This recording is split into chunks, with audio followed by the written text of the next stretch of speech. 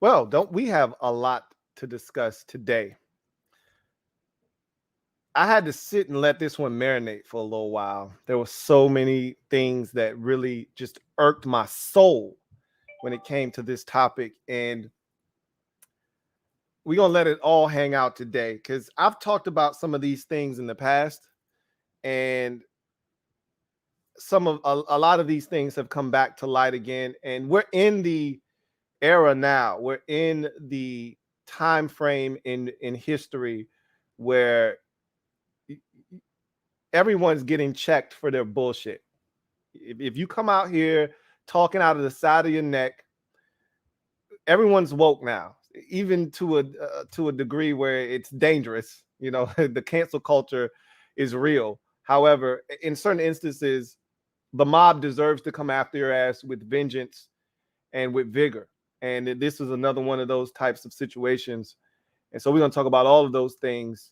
I don't want to lose sight of the fact that, you know, Dwayne Haskins is gone at the age of 24. And I do want to kind of shed light on that and really talk about that and kind of talk about his legacy.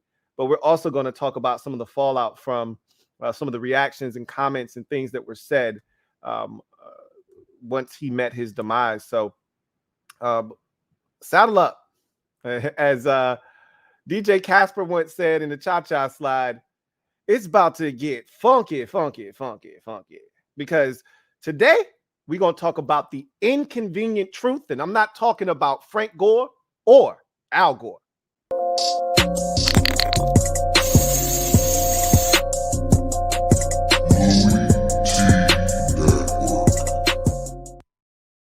Who else could it be but me?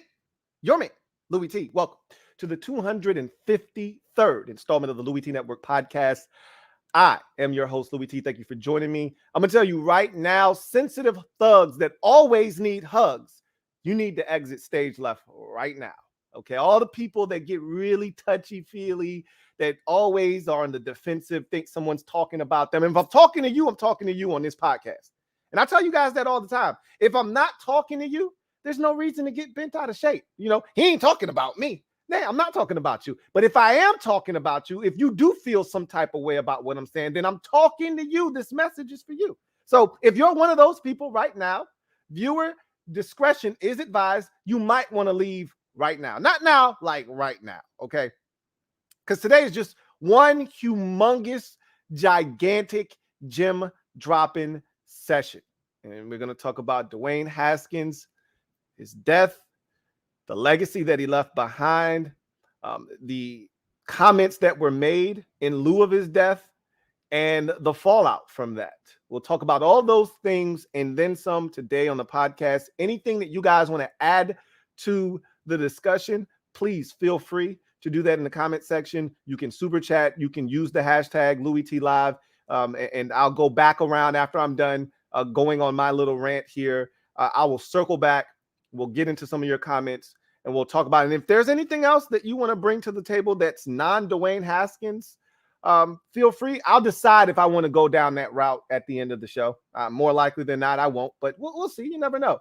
I saw some more developments with the Commanders situation with Daniel Snyder. And so, you know, who knows? If the spirit hits me at the end of this podcast, maybe we'll get to some of those topics and some other things that may be floating out there in the atmosphere. But right now, all I want to talk about is Dwayne Haskins.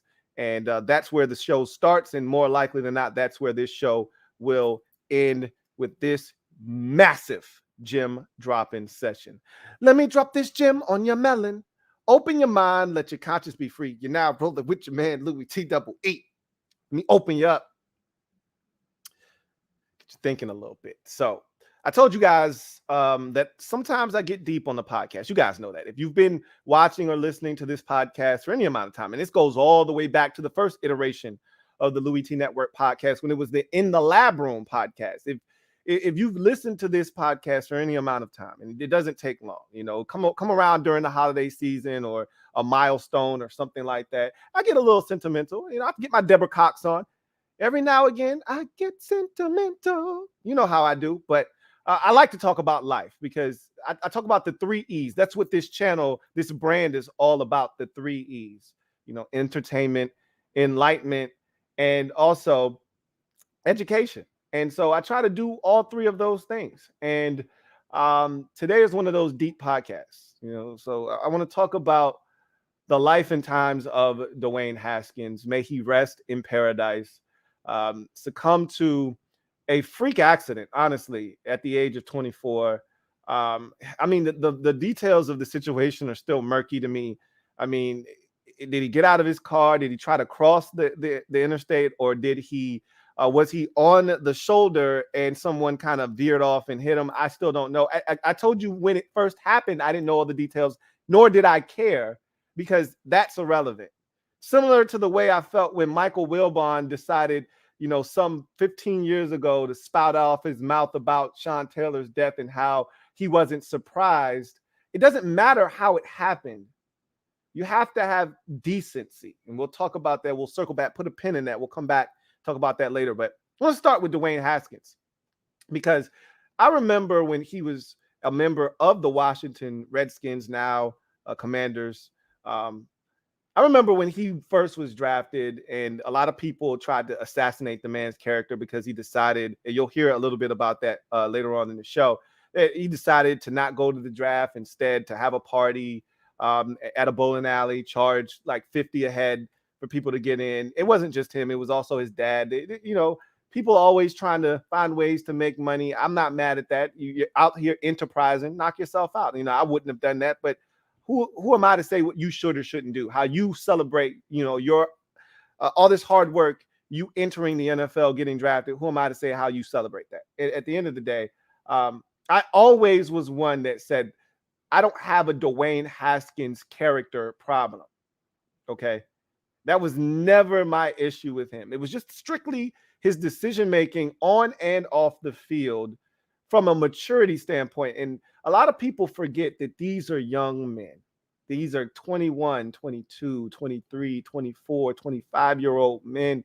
And I'm not making excuses, because once you hit 21, really technically speaking, once you hit 18, you're a grown-ass man. But 21 is when that frontal cortex, that lobe fully, forms, and you should be able to make sound decisions and do the things that are in the best interest of not only you, but people that you care about.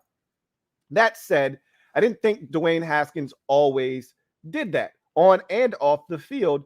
But again, those are decisions that he made, not because he was a bad person, not because he was evil or he had malice intent. That's the reckless youth and abandon and that exuberance, that youthful exuberance that we have when we're younger, and sometimes we don't always make the right decisions. And I said, look, I wish him nothing but the best on his way out, even though I hated the fact that we spent the first round pick on him. I hated the fact that his career in Washington did not go the way that we all intended it to go. I hated the fact that he had to go. He had to go. He could not stay here. He was not, a guy that was really helping his team, adding any value to the Washington Redskins at that time, Washington football team's roster. He wasn't adding any value. He had to go.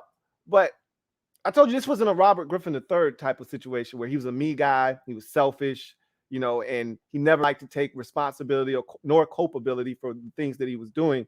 I said, this is a good kid, man. He was raised right. You could say what you want about him. It's a good dude. All right.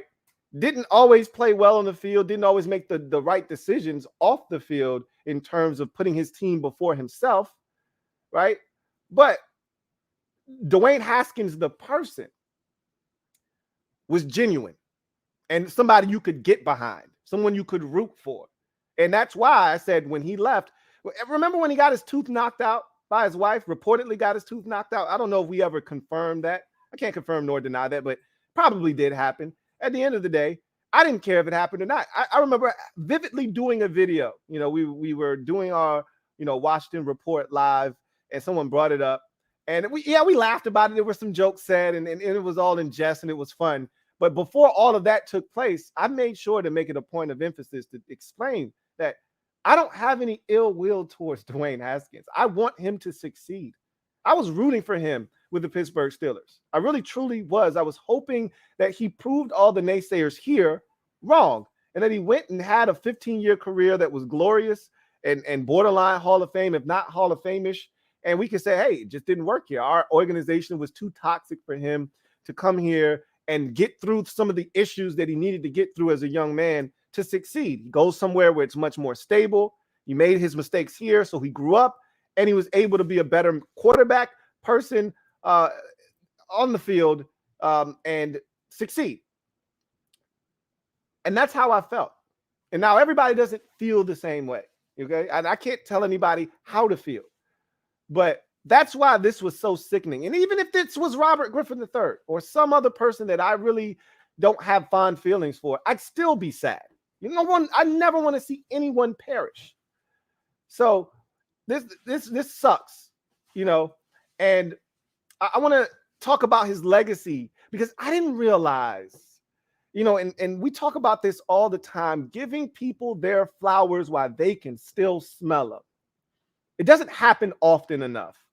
That's why I told you guys I was so excited for John Madden's documentary, because he was still alive, because he died shortly thereafter. When that documentary was set to premiere, he died like maybe 2 weeks before it came out.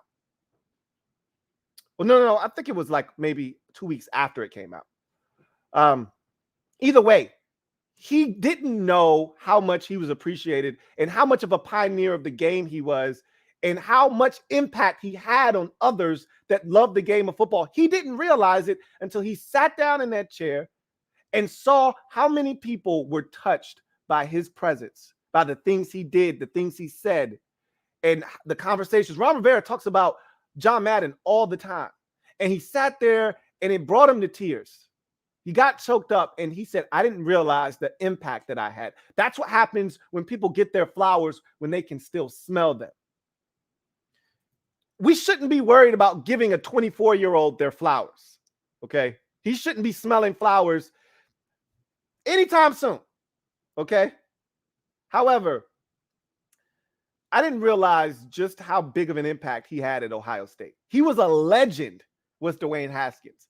And I saw more outpouring of support and gratitude from Ohio State fans than any other corner of the sports sphere. Not the NFL, not Bullis High School, not his friends and family. And again, they're grieving, they're going through the process right now. The Ohio State Buckeyes fans, shout out to them, because they showed up in droves for supporting with support of Dwayne Haskins and his family. And Coach Ryan Day had a presser yesterday. I thought he started it off very eloquently, talked about Dwayne's impact. And I didn't realize just how big of an impact he had on that program until his death, unfortunately. And it dawned on me after seeing this outpour of support for him and people talking about the first time he showed up on the field against Michigan. JT Barrett gets injured. He has to come in. He throws a dart. And from that point on, he never looked back. It was 50 touchdowns, 7 interceptions the next year, and eventual first-round pick. And it was amazing. I thought about it because so many people revered him at Ohio State, talked about the legacy he left behind and how he changed Ohio State football athletics, how he changed their passing game. And I'm like, Dwayne Haskins did all that. And then I thought about it. I said, think about it. Who was a first-round pick at the quarterback position before Dwayne Haskins? The answer is nobody. None of these guys were. I think Cardell Jones was a second-round pick. None of these guys were first-round picks before Dwayne Haskins. That offensive scheme and the way Ohio State ran it was JT Barrett-like, which was the predecessor to Dwayne Haskins. Quarterbacks were athletes. They ran, they threw as a secondary thing in that Ohio State offense, whether it was Jim Tressel or Urban Meyer. That's how that offense was set up. It wasn't set up for quarterbacks to thrive throwing the football from the pocket. That offense was set up similar to how it was with Chris Leak at Florida or Tim Tebow at Florida. Quarterback is an athlete that happens to throw the football. That's why Ohio State hasn't had a ton of successful quarterbacks at this level. They didn't prepare those guys for the rigors of the NFL from a passing standpoint. They were just trying to win ball games. There's nothing wrong with that. Here comes Dwayne Haskins, not the greatest athlete in the world, a cannon for a right arm. He steps into that Ohio State saddle and he takes over in a pressure-packed situation on the road against Michigan and leads them to a victory. The following year, he's the unquestioned starter, goes in 50 touchdowns, 7 interceptions. They win the Rose Bowl. We've all seen the iconic shot of Dwayne Haskins with the rose in his mouth. That'll live in infamy now because of his death, you know. And what he did for that Ohio State passing game was he opened it up. No more dinking and dunking. No more check downs. No more quarterback run threat first, throw secondary option. He turned that into a formidable passing offensive program. And now look at what has happened since Dwayne Haskins. He went in the first round himself. You get Justin Fields as a first-round pick. And you're going to get C.J. Stroud as a first-round pick, more likely than not the number 1 overall pick in the 2023 NFL Draft. Look at what Dwayne Haskins' presence did for that program. It's now the program you go to if you want to go through the pipeline to get to the NFL as a first-round pick at the quarterback position. That was never the case before Dwayne Haskins. I didn't realize he had that kind of impact. But that's Dwayne Haskins on the field. He was a good dude in the community. He was a great friend by all accounts. Excellent son.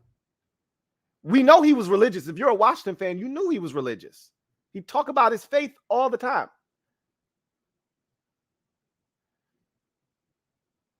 It's a really difficult situation. Hard to comprehend. Hard to understand. But God called him home. His time was up. We never know when our time is up. We never know when our purpose is fulfilled here on earth. Remember, this is just a vessel that we have, that we're occupying. We don't own these bodies. Okay? We're renting them out.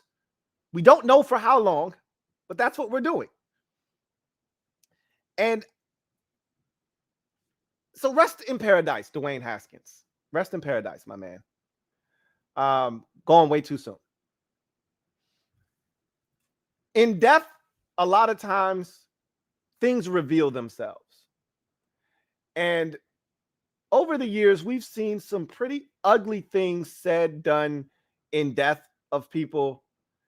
We've talked about this in past episodes about, you know, newspaper articles, headlines of guys that have died and what the article said or what the headline said. And you're like, it's not the time or place for that shit. What are you doing? So that leads me to the handling of this by some. And if you're in the position of an Ian Rappaport, an Adam Schefter, or any of these league insiders, there is a higher purpose and a higher level of responsibility that you're held to, a standard that you're held to. It's much higher than any of us out here, any Joe Schmo, okay? You can't be slipping up. Oh, my bad, I made a mistake. You know better than that. If you're Adam Schefter, for those of you who haven't seen what Adam Schefter had to say about Dwayne Haskins initially when he tweeted out, when he found out about Dwayne Haskins' death, here's what it looks like, all right? So for those of you listening to this podcast, Schefter tweeted this out initially, caught massive backlash, took it down, reworded it, and then posted it again. But this was the initial tweet from Adam Schefter. Dwayne Haskins, a standout at Ohio State before struggling to catch on with Washington and Pittsburgh in the NFL, died this morning when he got hit by a car in South Florida, per his agent, Cedric Saunders. Haskins would have turned 25 years old on May the 3rd. Okay, so that's the tweet that got Adam Schefter all of the vitriol that came his way, and rightfully so. What the hell does Dwayne Haskins' failure in Washington and his comeback story and his continued persistence in Pittsburgh have to do with his death off the field. The two things do not have anything to do with one another. They are mutually exclusive. Dwayne Haskins, the football player, is not the same guy as Dwayne Haskins, the brother, the son, the husband, none of that. And so I'm not going to just attack the media here. I'm going to attack some of you fans out there because some of y'all ain't about a goddamn thing. Some of y'all are bullshit. And this is why, because a lot of y'all think, and just like the media, and we're going to get to that in a second, I felt like Dez Bryant encapsulated everything that I want to say perfectly in about a minute and 30 seconds. I'm going to let you hear that in a bit.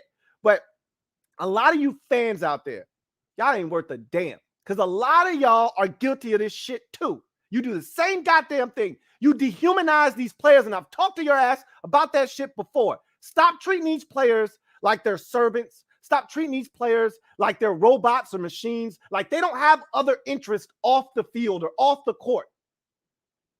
They're not just, first of all, some of you fail to realize this shit is entertainment. Okay?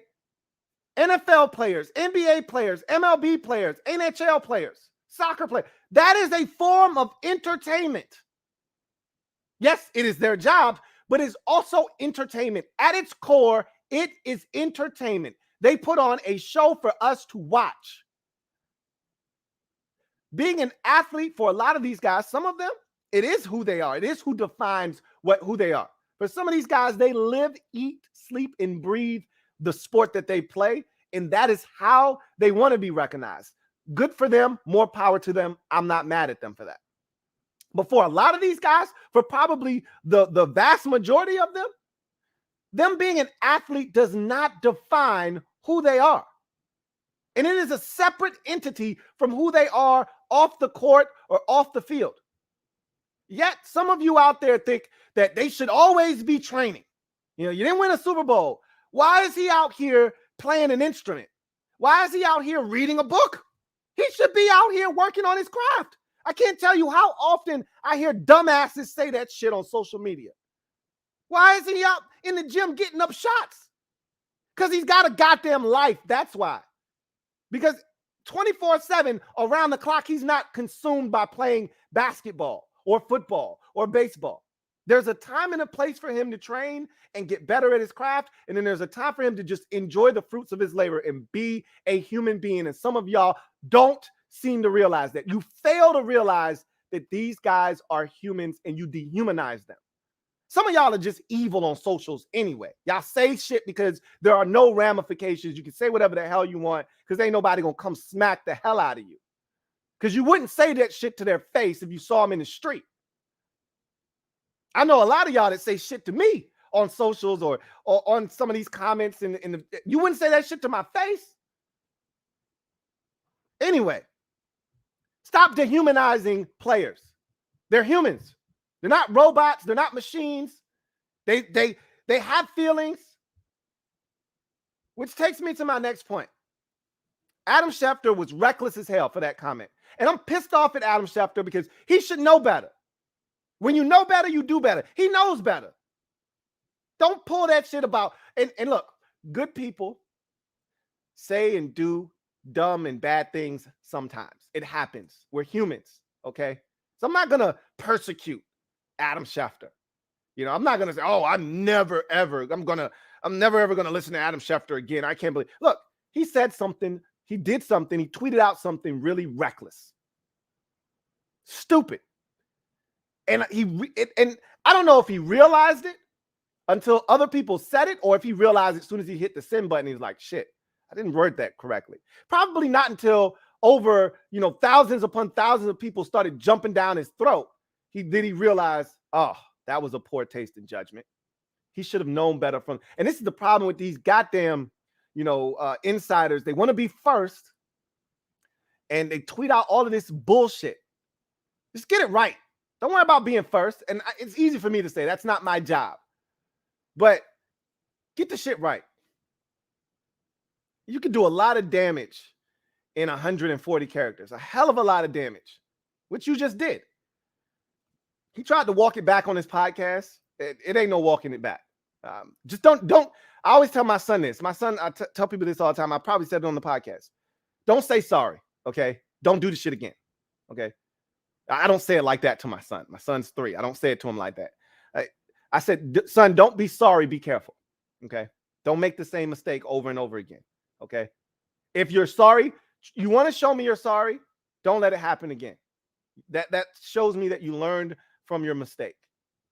I'm pretty sure Adam Schefter has worded some shit wrong before, caught flack for it, had to remove it and repost it in a better tone. I'm pretty sure he's done that shit before. This is not the first time, and it probably won't be the last time. He knows better. When you know better, do better. That shit is a disgrace, what he did. And then there's Gil Brandt. And I actually like Gil Brandt. Again, I don't know if Gil Brandt is a racist. I don't think he is, okay? This is a guy that is in the Pro Football Hall of Fame because of his work that he has done over the years, over the decades, many countless decades. This guy was working for the Dallas Cowboys back in 1960, okay? He helped revolutionize the way that players are scouted, front offices work. He was one of those guys that brought computers, helped bring computers to the NFL, to help categorize players in different positions and how you scout guys. He was one of the pioneers and forefathers of that. So he was inducted into the Pro Football Hall of Fame. All right. He seems like a really good dude. I like Gil Brandt. And again, I just said good people sometimes do bad or stupid things or have a poor taste in judgment. It happens to all of us. All right, doesn't make you a bad person. I don't know him personally, so I can't tell you where the shit came from, okay?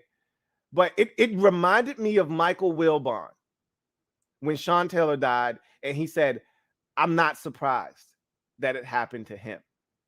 And I said, Michael, you know better. You know better.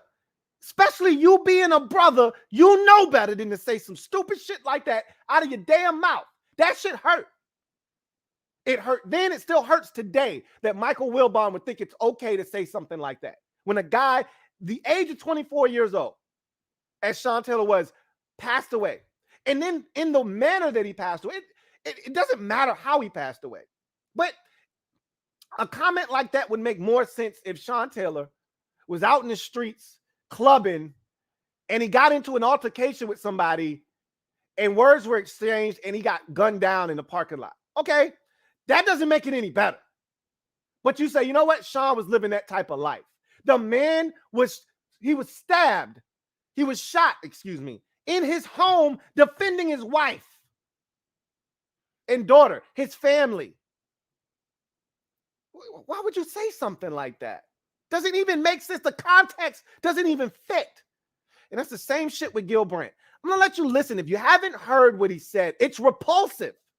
To the point where you had NFL players saying that this guy needs to be removed from the Hall of Fame. Whoa. Relax, okay? This is what I'm talking about. This cancel culture. He should not be removed from the Pro Football Hall of Fame for saying something stupid as hell out of his mouth, okay? He's 90 years old. He's senile. He's old. And yeah, he was out of his damn mind when he said this. He was out of pocket. Big time, okay? But he shouldn't be removed from the Pro Football Hall of Fame. Let's pump our brakes and drive slow, okay? But here is what Gil Brandt said on Sirius XM Radio, and he does a spot every week. I think that's probably done now. Take a listen to what he had to say. Got to know the young man a little bit, but also from a scouting standpoint, you analyzed him over the years at Ohio State and then coming into league with the Washington Commanders and then going to the Pittsburgh Steelers. Obviously, it's a terrible tragedy, and what wanted your thoughts on that, and also on the player, because you did chronicle his career very closely. Well, Dan, I hate anytime anybody is killed or anybody dies, but he was a guy that was living to be dead, so to speak. They told him don't under any circumstances leave school early. You just don't have the work habits. You don't have this. You don't have that. What did he do? Left school early. I always can remember this. We invited players to the draft, and he was one of the players we invited to the draft. And we were told, no, we're going to have our own party. His own party was a party at a bowling alley, charged him $50 to get into the bowling alley for his party. It was always something, you know. It's one of those things. I'm never offside, but they keep calling me for offside. Is what it is. So, you know, it's a tragic thing. Anytime anybody dies, it's tragic. And especially when you're 24 years old and you got your whole life ahead of you. But you know, maybe if he'd have stayed in school a year, he wouldn't do silly things. I mean, when you're jogging on a highway, you know, on a road like that, that leaves it open, because I tell you, it's so. Guy has 2 drinks and he's just a little bit to the right side of the road, and gets hit and killed. It's easy to happen. What the hell is he talking about? Can somebody explain to me? So are you telling me, had he decided to stay at Ohio State for one more year to get better as a football player, he wouldn't be dead right now? Is that what you're trying to equate? That him leaving school early made him foolish, and that's why he's dead. He's living to be dead? What? What? I mean, that shit right there almost was a rant of someone that was incoherent.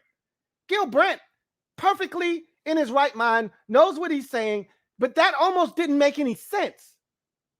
So you're telling me, had he stayed at Ohio State, hadn't come out, and played another year, he wouldn't be making foolish decisions? Okay. All right. So nonsensical is what that was. Okay. Absolutely gross at its core. And he caught a ton of flack for it, as he should have, just like Adam Schefter did. He then, you know, put out a tweet pretty much, you know, retracting his statement and saying that he was wrong for saying what he said. La, la, la, blah, blah, blah. At this point, what was said is what was said. You know, anybody that says something and then has to go moonwalking, I don't respect the moonwalk, okay? Because you said how you felt in the moment, all right? And so, to me, these are prime examples of people in the media dehumanizing athletes, okay? Adam Schefter did it with his tweet. Gilbert is doing it here again. These guys aren't slabs of meat, okay? And it always troubles me when I hear shit like this come out of somebody's mouth about an athlete, as if the only thing that this guy can do is play football. He can't do anything else. I remember the line from one of those dumb people on Fox News that said LeBron James should just shut up and dribble. He can't do anything else. Just shut up and dribble. Just entertain us with your Harlem Globetrotter antics. You know, just go out there and play ball and shut up. Nah, that's not how it works. Dumb. And that's the mentality, though, of some of these idiots out here. You know, that you're nothing more than an athlete. That's it. Case closed. Don't say nothing. Don't do nothing else. It's ridiculous. And that takes me to the next piece of audio that I want you to hear. And I'm pretty sure most of you have heard this already, but Dez Bryant, former Cowboy, New Orleans Saint, Baltimore Raven, he took to socials with his frustration. And I think he spoke for just about everybody, especially all the athletes in particular, when he talked about the mistreatment, how they're looked at and viewed as and looked upon, and how change needs to be made. And these guys have to be the fosters that bring this change and usher it in. Because until they speak up as players, this shit is going to continue to happen. That's not okay for Adam Schefter. I wouldn't go on his podcast if I were one of them. I'm not coming on your podcast after you do some shit like that. I like I said, I wouldn't cancel him. He doesn't need to be fired from ESPN, suspended, none of that. No, I'm not asking that man's livelihood to be altered. I'm not going to help facilitate him having a thriving podcast. You won't have me as a guest if I were an NFL player, not after the shit you just said. That's me doing my part. If I were an athlete, if I were a football player, I'm not coming on your podcast. That's the punishment. You don't get to slip up and then not be punished. That's your punishment. For Gil Brandt, he's 90, man. I don't really know if there's anything you can do to him at this point, but here's Dez Bryant speaking about this situation, how effed up it was, and what needs to be done. When we talking athletes, it's always going to be a serious matter with me because of the shit that I know that we go through.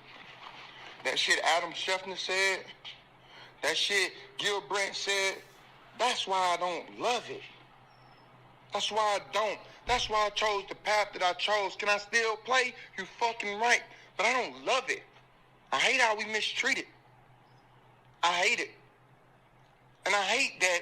What I really hate the most is some of you athletes who see that shit don't even speak up. Like, for real, I'm begging you from the bottom of my heart. We need each other more than you think. Because they sure take care of they take care of themselves. And we need to start fucking doing that. My integrity worth more than any type of fucking money.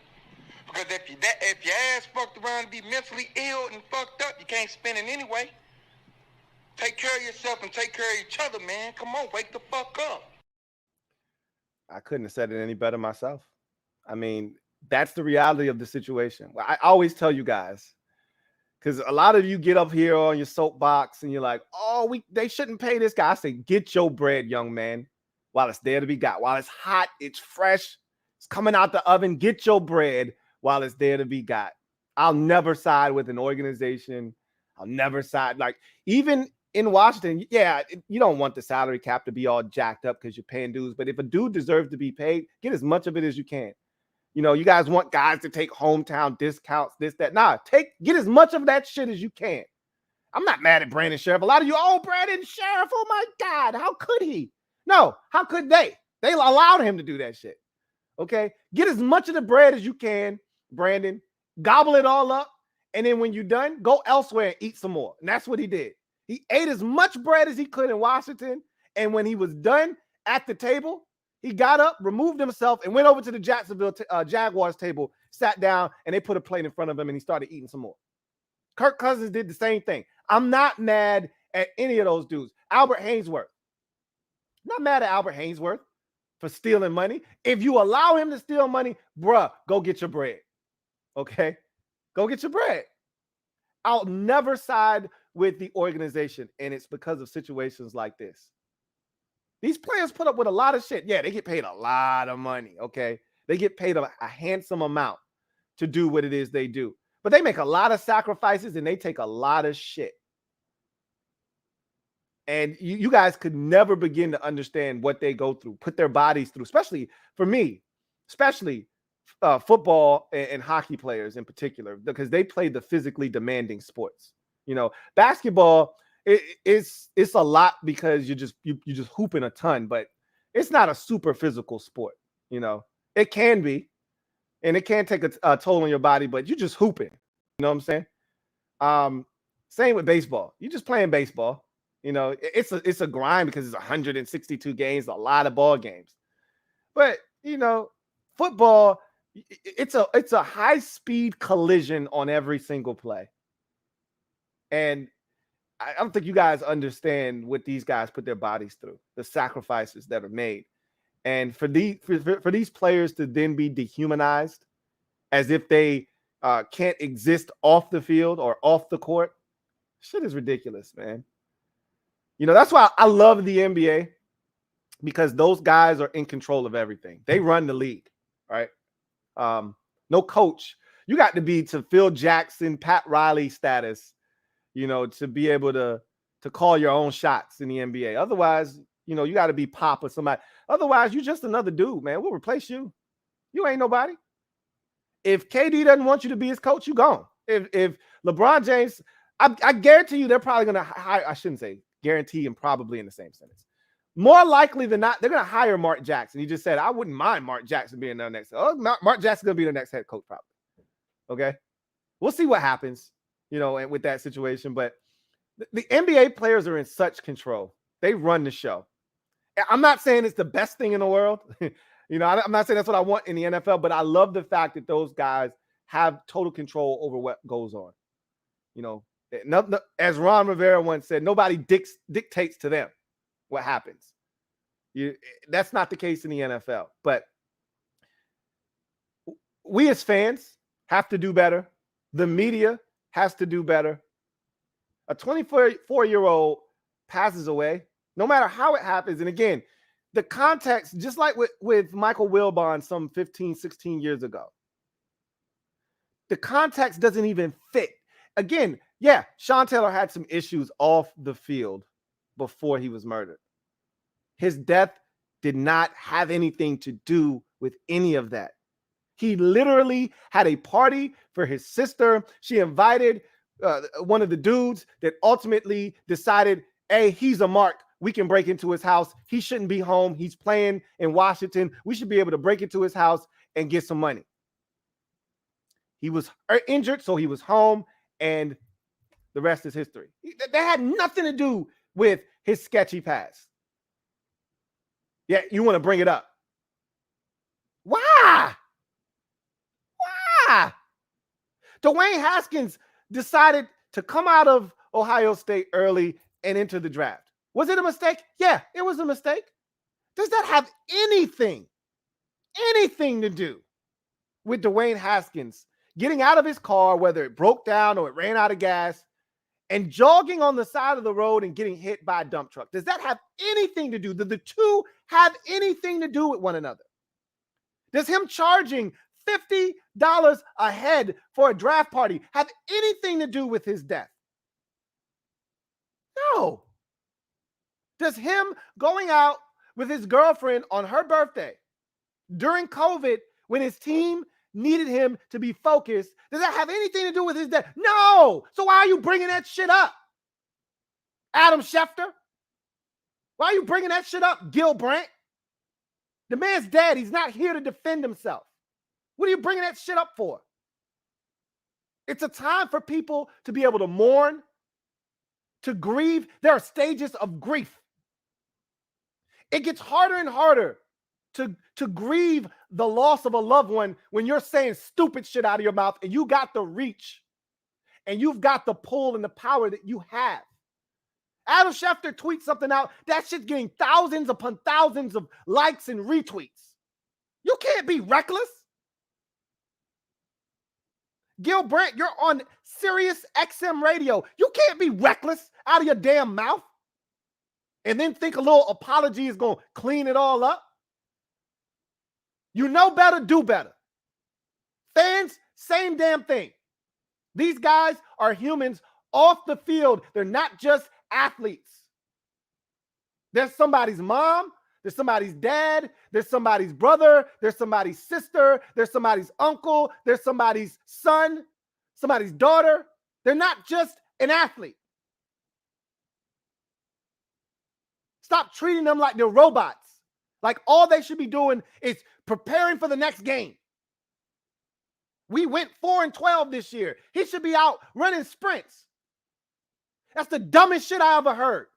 You go outside and go run some damn sprints. Oh, you work in a cubicle. Your sales were down last month, Johnson. You should be at home typing right now. What kind of psychological sense does that shit make? You need to wash your goddamn face and get your mind right. Shit is dumb. Y'all need to wake the hell up too out there. If I'm talking to you, I'm talking to you. If I'm not talking to you, then I'm not talking to you. Rest in peace, Dwayne Haskins. Rest in paradise. And I hope, and we're in the time now where, and I love this about now, where we are right now. I hate death. I hate every aspect about death. There's nothing positive that comes from death. Even if someone lived a long and glorious life and it's a celebration, I still want that person here. There's nothing good about death. Unless someone is in excruciating pain and you can't stand to watch it any further and you much rather just say, let them go be free. But there's nothing there's nothing positive about death for me. But the one thing I can say about deaths recently, they have not gone in vain. They have not gone in vain.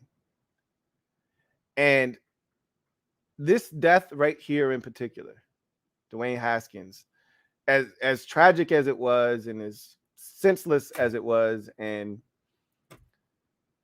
the reason that it won't go in vain is equally as nonsensical.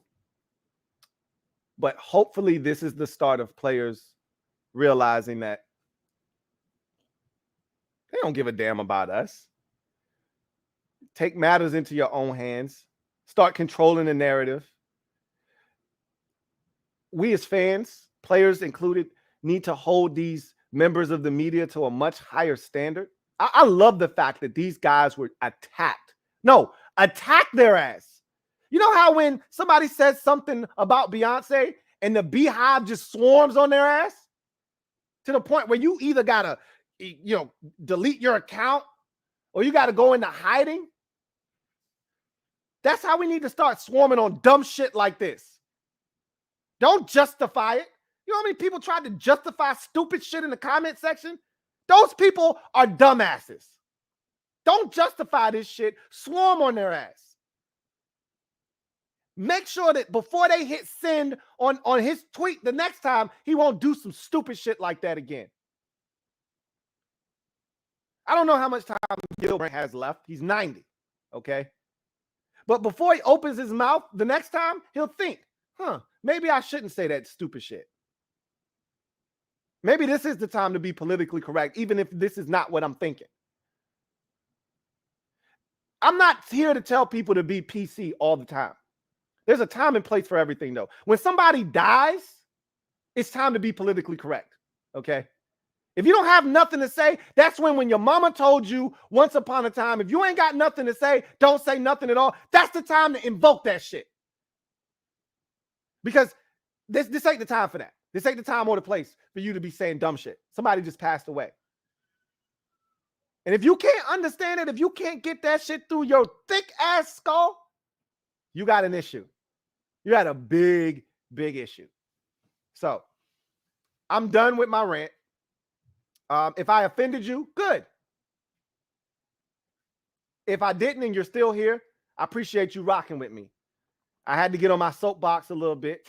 It happens from time to time. But this shit was ridiculous. And just watching it play out and unfold the way that it did, that shit was it was gnawing at me. So if you got something to say you want to add to this conversation, please, by all means, super chat, hashtag LouieTLive. We'll take a couple of comments before we get out of here. So I do have a couple of super chats that I want to get to. The first of which is from Chilled Dude. Thank you for the super chat. Greatly appreciate you. Thank you for being a member of the MOBB, who writes, the end of Snyder. Got praying hand emoji. Says, Dwayne Haskins' passing was just sad. It made me sick. Reporters not treating the situation with care and humility is gross. Much love. It was definitely gross. It was absurd. And again, I'm just so disappointed in guys. Gilbert, you 90, bro. You're a 90-year-old man. You've seen too much. You've lived through too much. You've done too much to make that kind of mistake. And I get it. When you get to a certain age, that's the funny thing about being around old folks, right? Is that when you get to a certain age, you just don't give a F. Okay, you don't care, because you at the age now. You're like, what you gonna say? What you gonna do to me? I'm too old for this shit. So they just say whatever they want. And I think that's what he did. He's just like, this is how I feel. Well, Gil, that's not appropriate for the time right now, okay? Really, it's never appropriate to say somebody was living to die or living to be dead, but definitely not the thing to say 30 minutes after you find out. It's ridiculous. It's utterly ridiculous. And I just, guys got to be better. People have to be better. And these players got to make sure that they checking these reporters and these insiders and people that have to do with the sport. Don't let him get away with this shit. I know a lot of people call Kevin Durant sensitive, and he is very, very sensitive. Like, the man created a alternate account, okay, a burner account so that he could check folks that was talking shit about him. Yeah, he's sensitive, okay, and he'll tell you himself, yeah, I'm sensitive. All right, I'm an artist, and I'm sensitive about my shit, and there's nothing wrong. I'm sensitive about my shit, and I'll tell you that in a heartbeat. Yeah, a wise woman once said, I'm an artist and I'm sensitive about my shit. And I am. When you're an artist, you are sensitive about your shit. You do care what people say and how they react to the things that you do. You want people to like your stuff. Everybody's not going to like your stuff. Everything ain't for everybody. That said, still treat me with respect. Kevin Durant is one of those dudes that he ain't letting shit slide. You had some crazy shit to say about him after his Game 6 performance, and you went too far. You start talking about his personal life or something. He's going to check your ass. That's the way it should be. That's the thing. I just like holding people accountable. That's my favorite thing to do.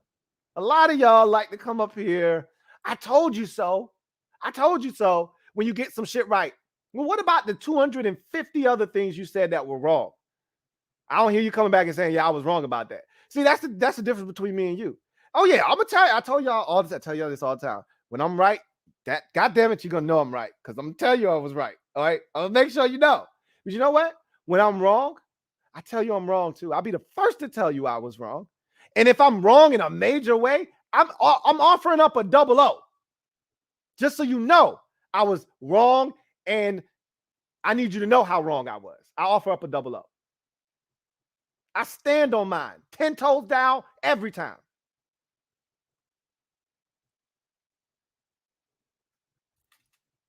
Thank you for the super chat. Chill dude.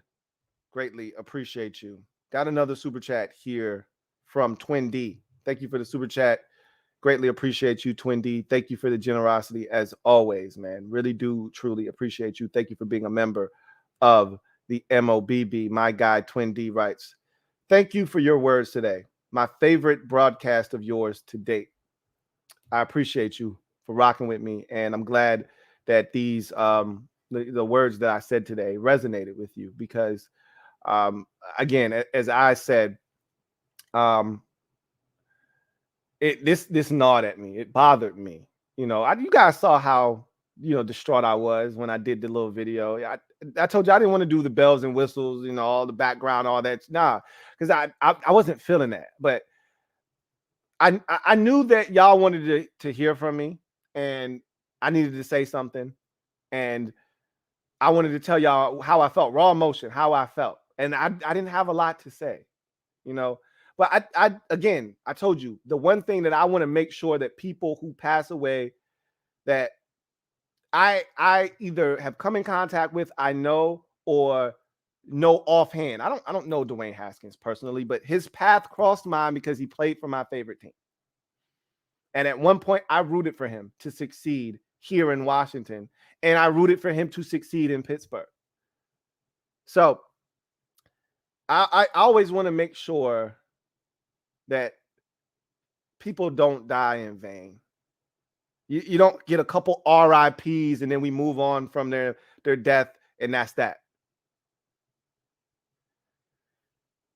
I wanted people to take the opportunity, and to me, my thing, I was going to do my part. The reason I did that video when I first learned of his death, that was shocking and disturbing and hurt my soul. The reason I came on was because I needed to deliver the message of cherish each day, cherish each moment, cherish those you love, cherish the things that you have. Don't take anything or anyone for granted. I got a story to tell y'all real quick. My nephew, love my nephew to death. My nephew can be a bit misguided at times. He's all over the place. He's scatterbrained. What 22-year-old, 23-year-old isn't, okay? Not everyone is wired to be mature at the age of 15 and they get it right out of the gates. Some people, it just takes them a little bit longer. And he's one of those people that he's a dreamer and he wants to do 18 different things, but he doesn't do one thing. right? He's trying to do 19 different things, but I love him to death. And his buddy, one of his best friends, committed suicide, just killed himself. And I brought up mental health when I talked about Dwayne Haskins. And it was random. I brought up, because Dwayne Haskins' death had nothing to do with mental health, but I said, it's real, people. Don't ignore mental health. We used to shun mental health. We used to sweep that shit under the rug. You're fine. You got to be strong, especially in the Black community. Mental health didn't exist 20 years ago. Okay? Psychiatrist, a counselor.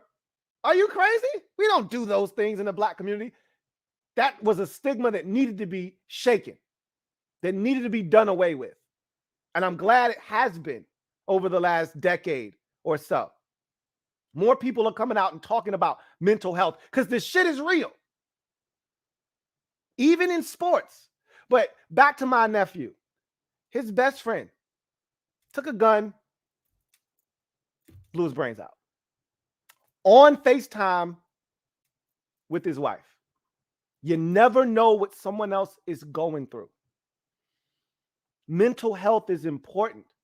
But I said all of that. I'm not going to get into, this, that, and the third. I said that only to tell you, cherish everything. Cherish everyone. That's why Dwayne Haskins' death won't go in vain, because he's 24 years old. Man did nothing wrong. Literally gets out of his car. Something's wrong with it. Is malfunctioning. And someone just boop, takes him out. Now, again, I don't know if he was trying to cross a 5-lane highway, if he was on the side, on the shoulder, and somebody just veered off and a little bit recklessly and hit him, clipped him. I don't know what happened. I just know he's dead. And when he woke up that morning, he wasn't expecting it. When his parents woke up that morning, they weren't expecting to get a phone call that their son was dead. His sister, his wife, none of those people were expecting to get that phone call. My nephew wasn't expecting to get a phone call about his best friend being dead. You just don't expect that. So cherish every moment like it's your last, because we don't know. It could be your last. So that's the message that comes from this, if nothing else. So that's why I felt obligated to come on and just give y'all a little something. I didn't have much to give because I was just as shocked as most of you were, and taken aback by the whole situation. And a lot of people lack empathy. A lot of people, look, you can't always be sympathetic because you don't know what that feels like. I'm not asking you to be sympathetic. Unless you've been through it, you can't be sympathetic.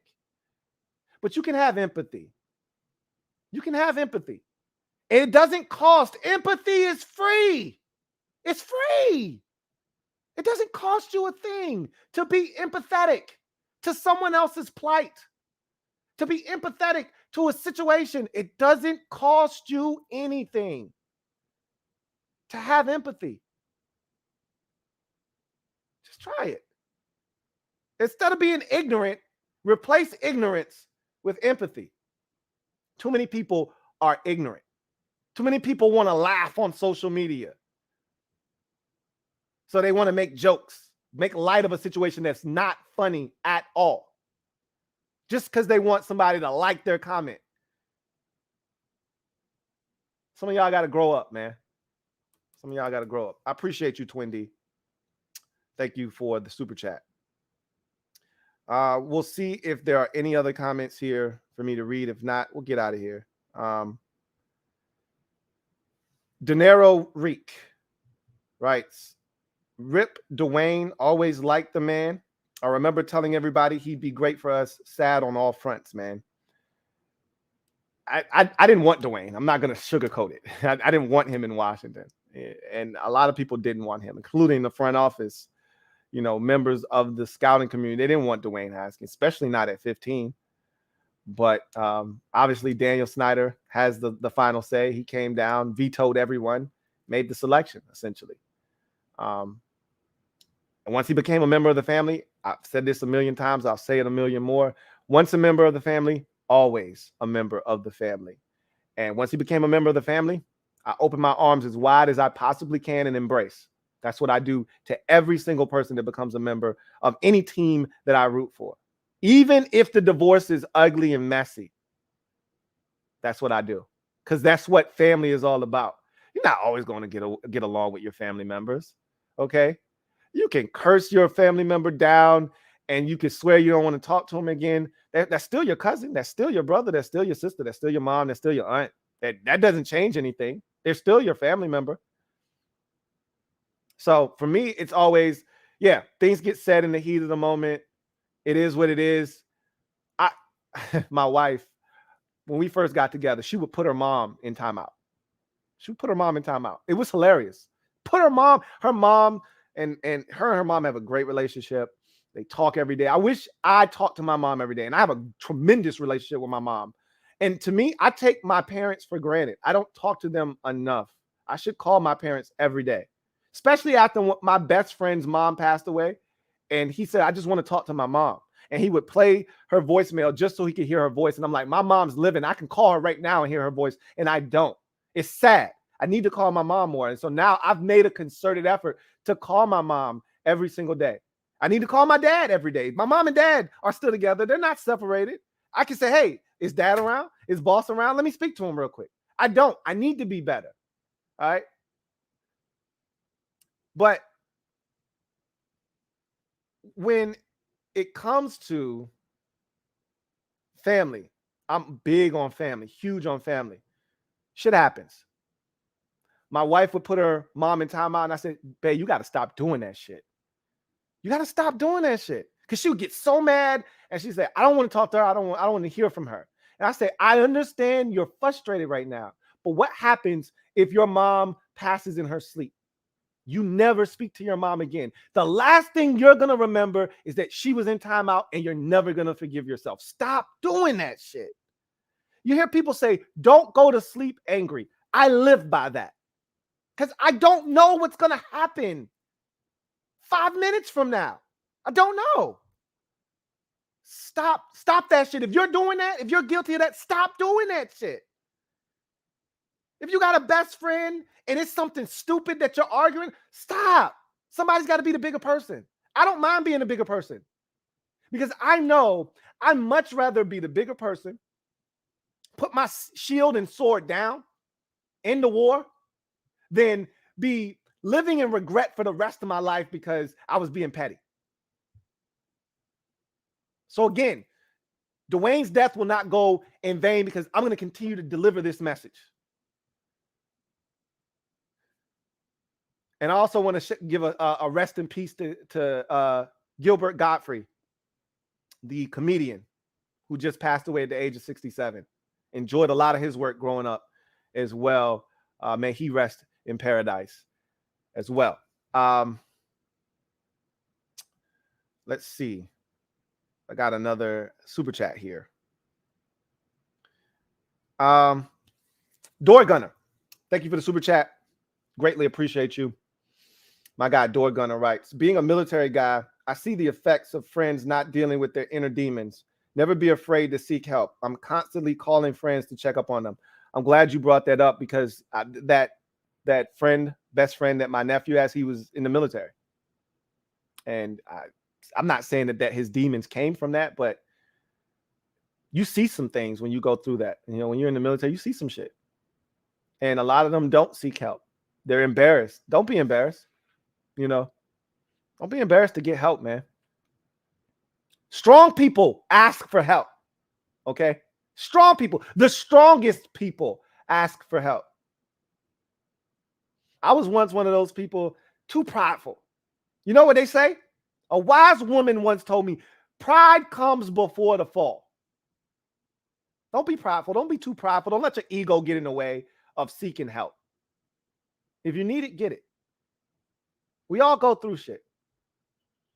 We all handle it differently. One person may be able to deal with it just like that and move on. The other person may be grief-stricken and they need help. Get help. Seek help. Thank you for that, Door Gunner. Really, truly do appreciate you. See if we got any more hashtags. If not, We'll get out of here.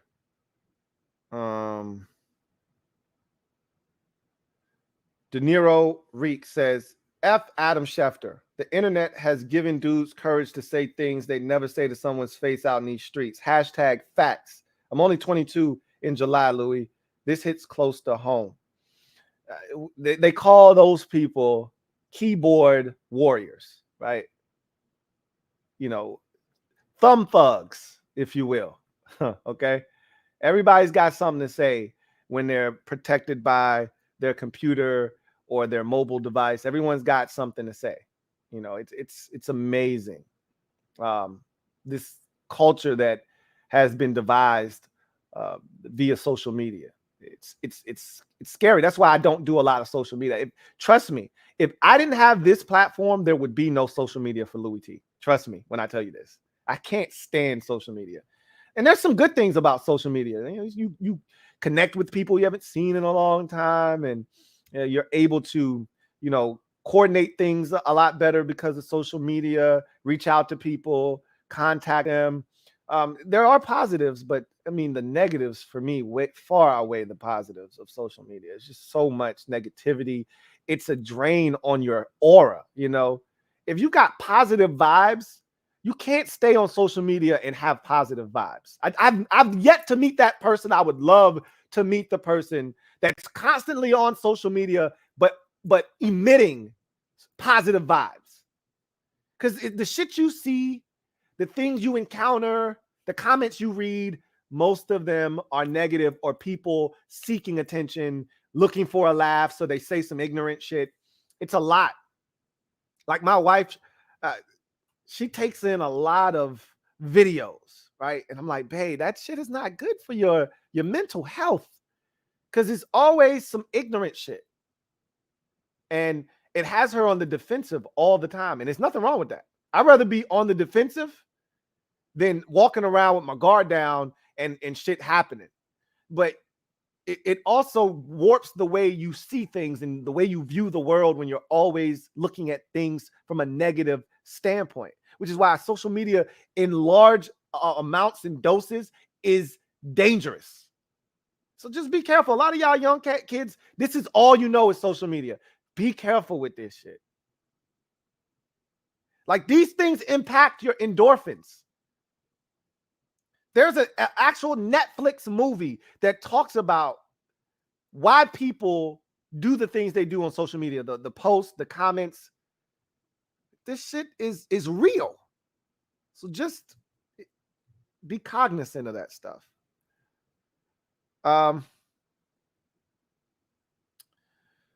Fourth and Inches podcast writes, the Gil Brandt comment reminded me of the Drew Brees situation. I don't think they're one and the same. I understand where you're coming from. You're talking about the Drew Brees, kneeling for the anthem thing. I was outraged. I wasn't necessarily outraged. I was just disappointed in Drew, because Drew, he knew better than that. You play a sport that's probably 60-70% black. Most of the teammates in your locker room are black. You understand I would think you would understand the plight of the black man a little bit better than that, than to make those comments. I just thought he knew better. And again, I can't stress this enough. When you know better, do better. If you're ignorant and you don't know, how are you supposed to do better if you don't know? I talk about that all the time with the youth of America. We want these kids to do the right thing. Well, how are they supposed to do the right thing if you don't teach them, if you don't tell them what the right thing is? How is a kid supposed to know how to save money if you don't teach him how to save money? He's just supposed to just know. So I don't get mad at people who are ignorant. I get mad at the people who are ignorant that don't seek the knowledge to then help them be knowledgeable to where they're not ignorant. Because when you know better, you do better. There's too much information out here for you to be ignorant about anything. If you truly want to know, you're one Google search away from finding out and going down a rabbit hole and finding out what your truth is, whatever that may be.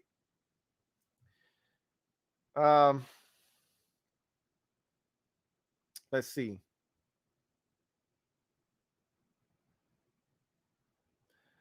I think that was the last comment see any more hashtags. And I don't see any more super chats. So,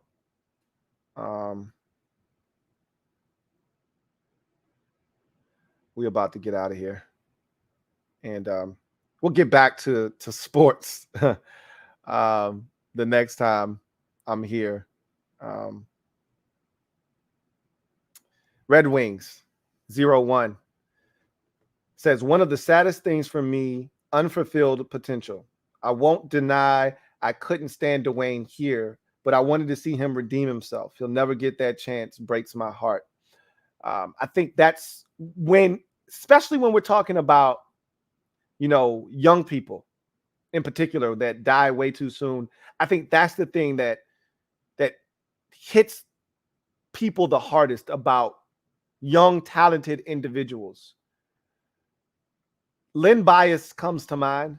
Like, the reason Len Bias's death hit people so hard is because the dude was super talented. And people wanted to see what would have happened if he would have teamed up with Larry Bird, Kevin McHale, Robert Parrish, and company, and the damage that they would have done. Keep in mind, they were already one of the best teams in the 80s, were the Boston Celtics. Adding a talent like Len Bias would have ensured that they would have remained one of the best teams in the NBA into the 90s. Remember, the Boston Celtics fell off a cliff once Larry Bird and all those guys retired. They fell off a cliff, especially after Reggie Lewis passed away tragically, collapsing at practice. So I think that's what hits people the hardest with young people passing, is the loss of life, but also the unfulfilled potential. That hurts. Got another super chat here from Wilfredo Elias. Thank you for the super chat. Greatly appreciate you. Thank you for being a member of the MOBB, who writes, Rip Haskins, so much life ahead of him. Life is so much more than football. Let your loved ones know, your loved ones know they're loved whenever you get the chance. Love and blessings, to you and yours, Lou. Likewise to you, Wilfredo.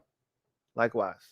And again, that's the reason that this was necessary. That other video was necessary for me to continue to harp on that. And I always do, but when situations like this happen, it's another opportunity to put that into the atmosphere, because we don't do it enough. Like, at the end, I tagged a post. I pinned it to that comment, that comment to that video, that I love all of y'all. And I truly, sincerely mean that. I love all of y'all. I don't say that often. I didn't grow up in a household where I was told I love you, very often. I had to learn how to use that word. And some of you can relate to that. But you're not soft because you tell somebody you love them. That's kind of that macho thing that we did growing up. I love all of y'all, man. Because without y'all, none of this exists. Okay? So I love every single one of y'all that rocks with me. And I wish y'all nothing but the best. And so maybe I need to tell y'all that more often, that I love y'all, because I do. I truly do. But I do. And so, that's what happens with death, is people start getting all sentimental. And, it was funny. I was talking to my cousin one time. We're at my grandma's funeral. And a lot of times, the only time you see family, the only time you're able to get all these people in one place at the same time is death. And that's a little frustrating to me. We should be able to come together for celebrations. We should be able to come together, just because. And we don't do it often enough. But let somebody pass away, everybody's there to pay their final respects. So again, it kind of goes back to that same premise of, giving people their flowers while they can still smell them. Anyway,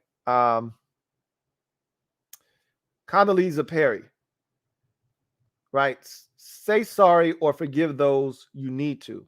Absolutely. Again, there's nothing wrong with being a bigger person. So often somebody makes you mad. And look, there are some times where somebody's in the wrong and they should be the one to say sorry, but they're so stubborn that they're not going to. You don't necessarily need to say sorry, but you can initiate dialogue that then maybe propels that person to then say sorry. You don't have to say you're sorry, but what you can do is you can get the dialogue started. You can roll that ball over into their court and follow the ball. Don't just roll the ball and leave it there because they may never pick it up. Don't just roll the ball and say it's in your court now. Roll the ball over there. You follow the ball. Get that conversation started. There's nothing wrong with that. That's how I am. Because again, I'd never be able to live with myself if somebody I truly cared about and we got into something frivolous, an argument that was over something really stupid, petty, and that person's no longer here. I can't say I'm sorry, and I can't see that person ever again. I'm gonna be mad at myself. Hell, I had a buddy of mine pass away. Last story. I won't even get into details of this one because this one's painful. But I didn't think that would be the last time I saw him. And I'm sitting on my locker, trying to be cool. You know how you are in high school. And he walks by. Normally, I'd go up to him, talk to him, see how he's doing. We were on the baseball team together. He quit the week before. And I just gave him a head nod. Like, what's up? And he just gave me a head nod back. That's the last time I ever saw him alive. And that shit ate at me for like a good 2-3 months. Like, why didn't I say something to him? I didn't know that was going to be the last time I would see him. But again, goes to my point. We don't know what the future holds, which is why don't put off for tomorrow what you can do today. So, JP, my guy, John Perez, thank you for the super chat. Greatly appreciate you. Who writes, Lou man, Haskins losing his life hurts. Regardless of his short stint in Washington, he was still a good kid and had so much ahead of him. I think a lot of people who knew him, those that didn't, but could see that from afar, felt the exact same way. And that's why this was so senseless, why it hurts, So anyway, that's going to do it for me, your man, Louie T. I thank you guys for joining me here on the 253rd installment of the Louie T Network podcast. Look forward to you. So this week's going to be a little different. This week's going to be Tuesday and Thursday podcasts. Next week, we'll get back to the Monday, Wednesday, Friday variety. And I got an announcement that I'm going to make on the next podcast. So tune in for that. And I'm going to go ahead and put this out into the atmosphere as well. Mock draft Saturday evening. Be on the lookout for that. So starting to get into that. And I got a couple of things I want to talk about with the draft. Now that I've actually sat down, started hammering out a mock draft, something stood out to me. We'll talk about that on the next episode of the Louie T Network podcast. Until then, you guys take care. God bless and good night. Louie T.